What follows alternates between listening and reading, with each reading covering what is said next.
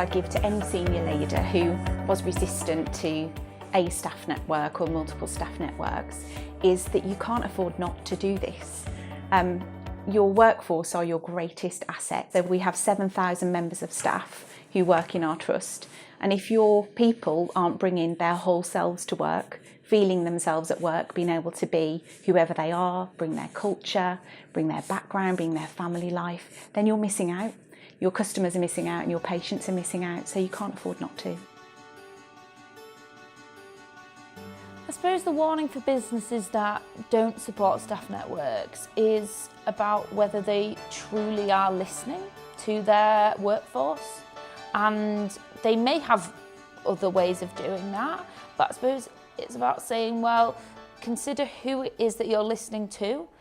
Is it representative of everybody? Is it representative maybe just of some particular groups that might be a bit more vocal? Because with staff networks, you can make sure that you've got people from lots of different communities, whether that's in separate groups or one, and the voices that are influencing the business are really representative. If you are not doing that, your business can fail in so many ways. You know, it's missing out on talent, which is in demand for all organisations, but it's also missing out possibly on customers and revenue if your products aren't attractive or don't represent different communities. You could potentially be missing out on that financial side as well, without having those networks to converse with. One of the biggest problems I think that we face is sometimes a perception of apathy within the firm, and that can come from people who see that this is a sideline of the work that we do, not the main work that we do.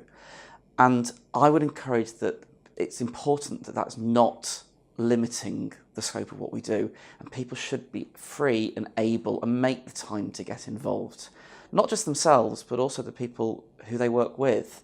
I'm a manager. That means I'm in the middle of our middle management, you might say.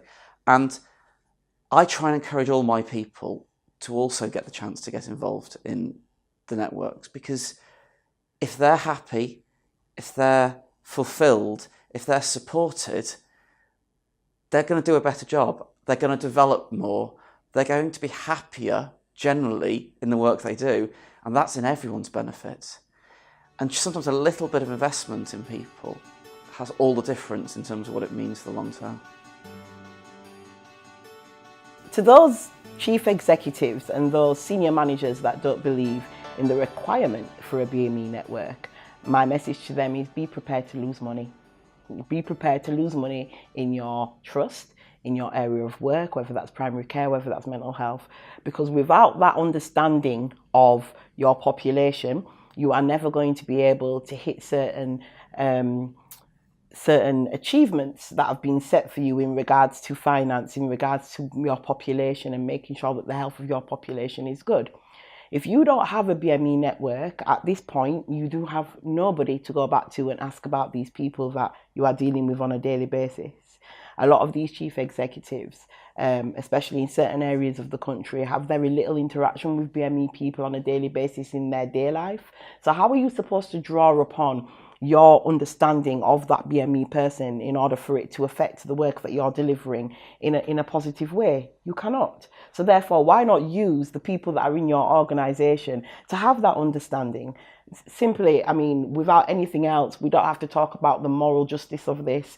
We don't have to talk about how right it's supposed to be, because we've known this for years. Let's talk about money. You're going to lose money.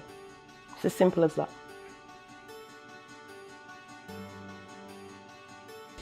My advice to leaders who don't yet understand the power and the impact that staff networks can have is that you need to try it and you need to believe in it. And once you do that, you'll understand that actually what effective networks create is a virtuous cycle within an organisation where everything starts to happen. If you are struggling with your D&I agenda in shifting your representation rates and you're working with staff networks effectively, you believe in them, you invest in them, you are helping them to develop and achieve, then all of a sudden you discover that everything is easier and you go from kind of pushing against a closed door to pushing against an open door.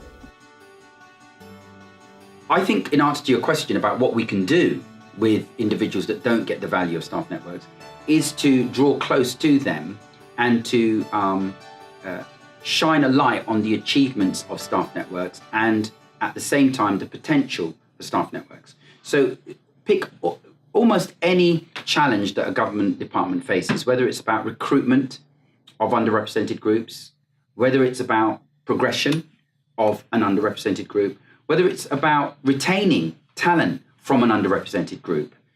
One of the things that we can demonstrate is that, in the case of a black staff network, for example, a BAME staff network, is that our proximity to that talent, our understanding and empathic understanding of that talent enables us to get key messages through that might not otherwise reach that group.